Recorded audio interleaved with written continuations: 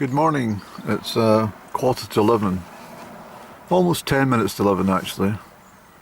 A very beautiful May morning, very picturesque out here, halfway between Crieff and Bennybeg. The nursery is open for a little browsing.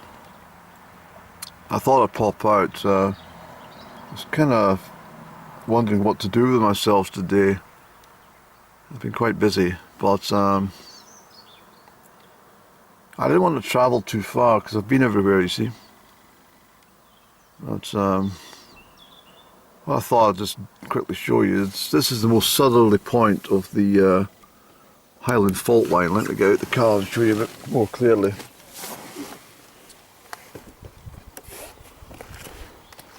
You see over here, they use this for rock climbing. This is the southerly part of the Highland fault line, and extends to the north of Crieff there. It runs in the general direction from Helensburgh to Stonehaven.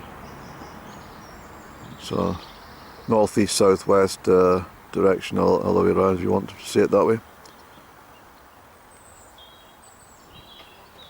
Quite popular place for the rock climbers to practice their skills, and then they climb about 40 feet, and then they tackle 2,500 foot or 3,000 foot Buchalette of Moor and Glencoe, where they unfortunately fall off. So please take heed. The crops are already, well, they've come a long way since they were sown in the springtime there, early spring. Big questions about crop rotation there, I have to say though. It's always the same crops that are going in every year. It's not good for the soil, that. It exhausts the soil. It completely exhausts it. And there's plenty of grain from last year that's been left unsold. The price of bread should actually be coming down, but they're holding it back. They do this deliberately. It's just like the butter mountains that used to be held back in, when we were part of the EU, or its European Economic Commission was the first, it was first known as. So all the dairy products which the farmers get very little for are all stockpiles, and I think I've told you before, it's sent from the big company involved is Müller from Germany, and they send everything to I think it's Burkina Faso and some other West African states, where the dairy products are then turned into yogurt and cheeses and the likes, and then sent back to Europe and distributed to just about every shop in the land. So next time you pick up a yogurt and you're happy to pay 79 pence or 120 for it, it should really only cost you about tuppence. In fact, I think yogurts are much more expensive than that. I stopped buying them. An absolute waste of money, just full of sugar. They're not real yogurt. If you want real yogurt, you go to Iceland. I went to Iceland specifically for that reason, to buy a product called Skyr. Not ski, but Skyr. Thick, creamy yogurt made on the island. It's absolutely delicious. They also had a drinkable variety, which I consumed almost every day I was in Iceland. So it's quite a busy garden centre. I called it a nursery. It's hardly a nursery, it's only a stockist for plants which had mostly come from the Netherlands, Hence why it's another expensive business buying plants, because Crieff was absolutely packed to the gunnels with lots and lots and lots of nurseries. Just below the high street in Crieff, that's where the bulk of these nurseries were. I still remember some, but the ones at Bennybeg, just there used to be a filling station where Houseproud is based, across from Lauders Park, if anyone knows where that is, or where the British Legion halls are, which used to be a school.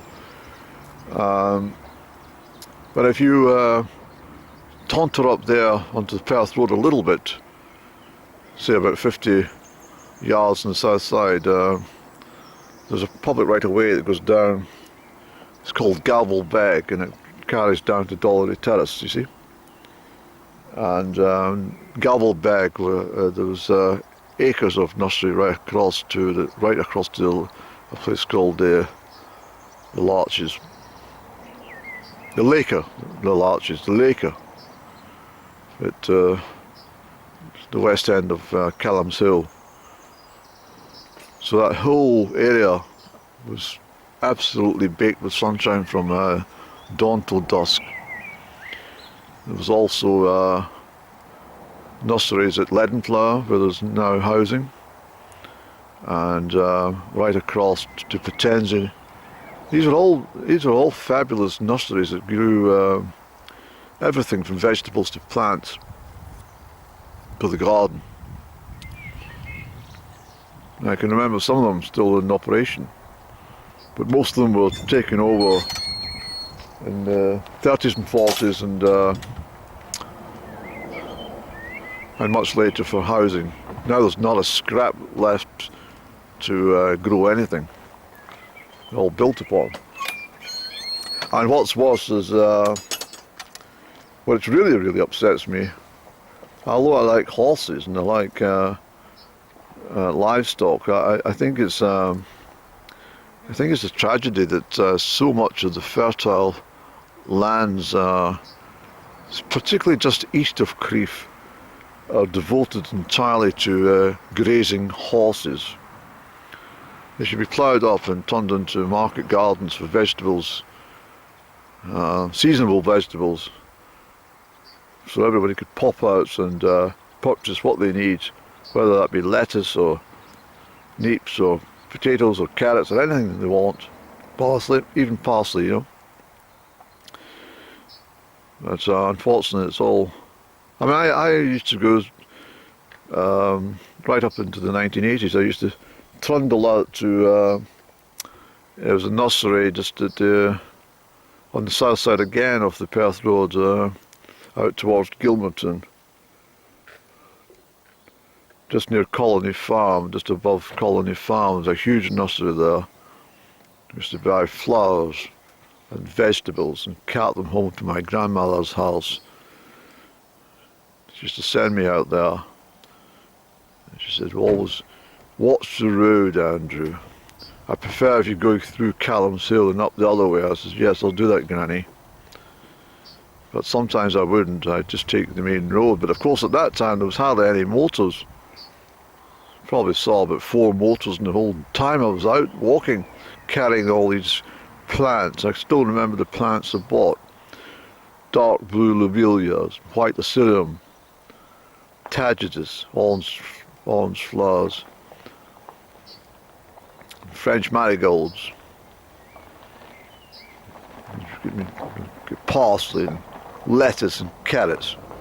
Granny didn't grow a lot of vegetables really, because she was always, as I said before, she was always dahlias and chrysanthemums and all sorts of very picturesque cut flowers for arrangements. Anyway, I got a call on Monday morning, and it came from Camelot. I thought it was a wind-up. And they said that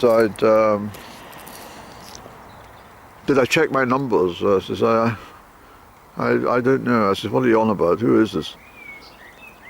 It's Camelot. I says, all right, I know who Camelot are. What is it? She says, are you sitting down? I says, no, I'm standing up. She says, would you like to sit down? I says, no, what is it? What are you talking about? And she says, you've won £1 million. I says, I've won £1 million? What for? She says, you had 5 numbers on your Camelot draw and you got £1 million for the Euro Millions. I said, I don't want it. And she laughed. I says, not funny. I says, I don't want it, keep it. And she says to me, she says, it's £1 million. I says, I don't care. I don't want it. She says, well, you'll have to accept it. You part of the rules and regulations of Camelot is that you enter the draw, you must take the winnings. I said, well, I don't want it, keep it. I don't do what I want with it, I don't want it. She says, why ever not? I said, I don't need it. She said, there must be something you want to spend on. I said, no, there's not. If there's anything I need to spend on, I've got sufficient funds anyway. She said, well, maybe you want a new car. I said, I don't want a new car, I like the car I've got. I've got 2 anyway. I said, I don't need another one. And she says, well, perhaps a new house. I said, I don't want a new house, I like my own house. Maybe the location's not exactly ideal, but I like my house. She says, well, maybe you want to get a better... I said, I don't want to get a better house. I says, there's too much hassle involved in housing. I says, I'm quite happy with what I've got. And she says, well, can we send you, we need to send you the cheque, I'll pay it into your bank account. I said, I don't want it, please understand, I just do not want it. Give it to the bloody Bumblebee Association. And she said, well, you can give it to them, we need to send it to you and you can do what you want with it. I said, well, I don't want it going into my bank account. I don't want £1 million, please. She said, well, why did you enter the draw? I said, well, I entered the draw to get £100 million. I said, I don't want £1 million. She said, but millions are... Look, I don't want it. Finally, just, can you leave me alone, please? And she said, well, I will send a cheque. I said, no, don't bother. I'll just rip it up and I'll not cash it. She said, well, that's your prerogative. I said, well, I don't want it. That's about 50 minutes have passed, 45 minutes anyway. I haven't even got in the garden centre yet. I met a friend of mine, walked his dogs, and he came along and started blathering, so it was very good just have a catch up, proper catch up. And so I says to him, I says, about this Camelot carry on. He says, well, you don't want that? I says, no, I says, I don't really need it. And he says, I'll take it off if you want. I said, well, I was going to give it to the Bumblebee Association. He said, well, give them some and I'll take the rest. I said, well, aye, okay. I says, they said they're sending the cheque and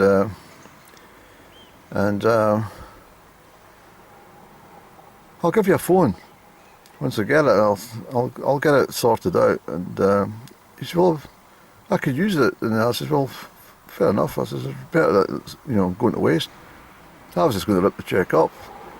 He said, no, I'll take it off you. I said, well, let me put something to the Bumblebee Trust and Bumblebee Association, and you can have the remainder. So what I'll do is I'll give him $750,000 and I'll give 250,000 to the Bumblebee Association. That's what I'll do. Save any mucking around.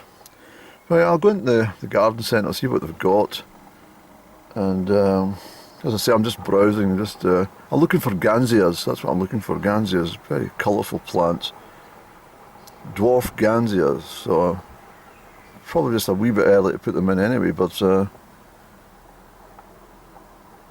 calendulas, and I've got calendula seeds, but I'm rather worried that the slugs will get a hold of them before they start to grow. So I might, what I might do is grow the seeds for planting in autumn. I'll put them on the windowsill I'll grow the seeds for an autumn plant for next spring, summer, and I'll buy some calendulas. I might actually buy them today and see what the price of the Gansia are. But at least that's sorted out with that £1,000,000. That was a headache, so it was. You actually should never come browsing to a garden centre. It's silly business. Especially if you're keen on flowers and plants. But I'm quite chuffed actually, because I've got, these are actually not badly priced, these asters, which grow to about ½ a metre. I used to have lots and lots of asters in my garden. They don't last, you know, completely forever, but it certainly lasted a good 12 to 14 years. So I'm going to replace some of the ground for these. They'll go to about ½ a metre. I also got some calendula, because I love calendulas. I could have my whole garden calendulas. They're such a great plant. So I've got 2 lots of calendula, mixed yellows and orange. Come out here, Mr. Wasp. I've also got 2 lots of asters. I couldn't resist the Nemesia. This is the most highly scented plant you'll get. I'm almost sure. It's absolutely gorgeous. I bought some thyme, because I obviously use a lot of herbs, but I don't have any thyme. My rocket ended up, not my rocket, my rosemary I should say, ended up being killed off the winter in the frost, so it will have to be replaced, but I've got none. I've got some parsley. I usually just grow my parsley from seed, but that's just to kick-start the season, so I've got some available. I also got some sage, beautiful sage, look at that. I mean, these plants don't go to waste, the initial outlay, but once this grows up a bit I'll split that and I'll have sage for the next couple of years or 3 years. I also got some mint just for one of my troughs for basically for quick mint teas at home. I've got mint in the garden, but I just saw that and I thought I'll take it for an easy reach. I got some lavender, French lavender this is, so this will be very, very nice. What else did you get, Andy? Oh yes, you got Achillea. I've got several of these in the garden. I've got pink ones and red ones, but I didn't have the yellow ones, so I've got one yellow I think, but it's a very beautiful plant. That's